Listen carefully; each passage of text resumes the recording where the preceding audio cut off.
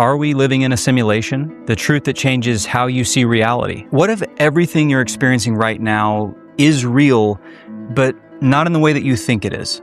What if this life, this world, your body, your thoughts, your past are all part of a system? Not fake, not meaningless, but constructed, designed, even rendered. You see, when most people hear the word simulation, they immediately think, so none of this matters. But what if the opposite is true? What if this is both a simulation and reality all at the same time? And what I'm about to walk you through is not science fiction. It's a growing convergence of physics, philosophy, and direct human experience that all point to the same possibility, that reality may not be what it appears to be. From the moment you were born, you were taught to believe something without ever questioning it, that what you see is what's real, that this physical world is the foundation of existence itself, that matter is solid, objective, and independent of you. But let's slow down for a second. Everything you experience is happening in your awareness. Your sight, your hearing, your touch, your thoughts, all your emotions, it's all being processed and interpreted. You don't actually experience reality directly. You experience a representation of reality created by your mind. So the first crack in the illusion is this. You're not experiencing reality as it is. You're experiencing a constructed version of it. I want you to think about this. Your eyes don't actually see. They receive light signals. And your brain takes those signals and constructs an image. Your ears don't even hear. They receive vibrations, and your brain translates them into sound. In other words, your brain is constantly rendering a world for you. Just like a video game engine renders an environment based on data. So you don't see raw reality, you see a processed interface. It's a simplified version that allows you to function. And if your entire experience of reality is being constructed internally, then what you call the world is already kind of a simulation. Not fake, but filtered. Not imagined, but interpreted. Now let's go deeper, because modern physics has started to reveal something even more unsettling. When scientists look at the smallest building blocks of matter, they don't find solid objects. They find probability fields, energy patterns, particles that don't have a fixed location until they are observed. This is known as the observer effect. So at the quantum level, reality behaves differently depending on whether it's being observed. Let that sink in for a minute. Reality is not fully determined until it is measured. That sounds less like a fixed objective world and more like something that is being rendered in real time. Some physicists have proposed that reality is not even made of matter at all, but of information. That at the most fundamental level, everything is data. It's patterns and code, structures that behave according to rules. And if that's true, then reality starts to look less like a physical object and more like a system that processes information, a system that generates experiences, a system that could, in theory, be simulated. And this is where things get really interesting, because if reality is fundamentally informational, then the distinction between real and simulated starts to collapse.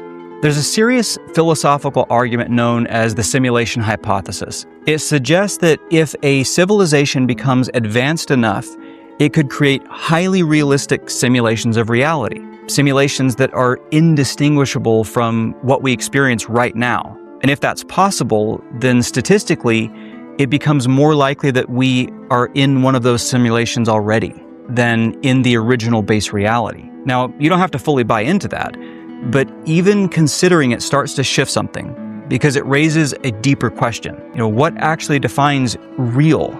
If your experience feels real, if your emotions are real, if your consciousness is real, does it matter what layer of reality you're in? Here's where it gets even more profound.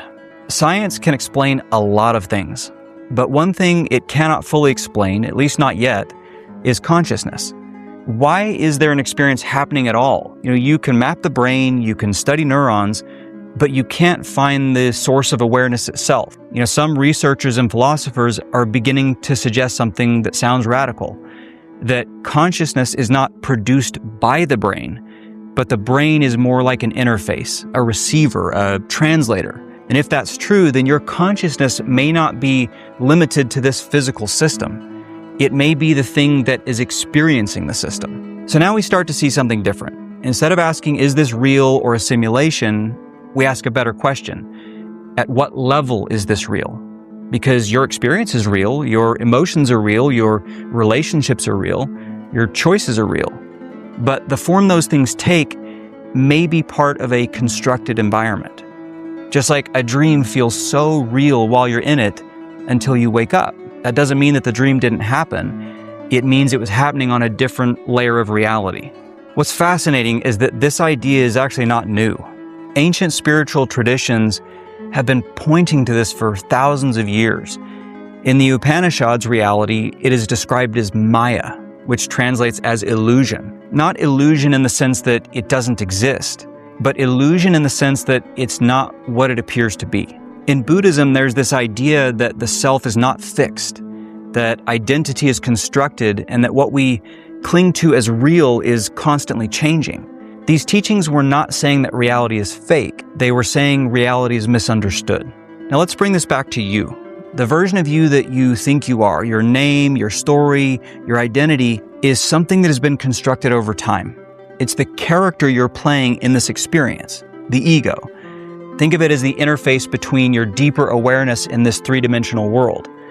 And the ego takes everything personally. It believes that this is all there is. It fears loss, clings to control. But what if you are not just the character? What if you are the awareness experiencing the character? Because that shift alone changes everything. This is where people get it wrong. They hear simulation and think, so nothing matters then. But if anything, this perspective makes everything matter more. Because now you're not just reacting unconsciously, you are participating consciously. You're choosing how you show up. You're engaging with the experience more fully. Think about a game. The fact that it's a game doesn't make it meaningless. It actually gives context, it gives it structure, it gives purpose. The same could be true here. The final piece of this is not something that you can prove in a lab. It's something you can experience though. Moments where you become aware of your thoughts instead of being lost in them. Moments where time feels different, almost like it slows down or stops. Moments where reality feels less solid, less fixed and more fluid. Moments of deep presence, where everything just is. These are glimpses, not of something outside reality, but a deeper layer of it. And once you can see that, you can't fully unsee it. So are we living in a matrix? Maybe.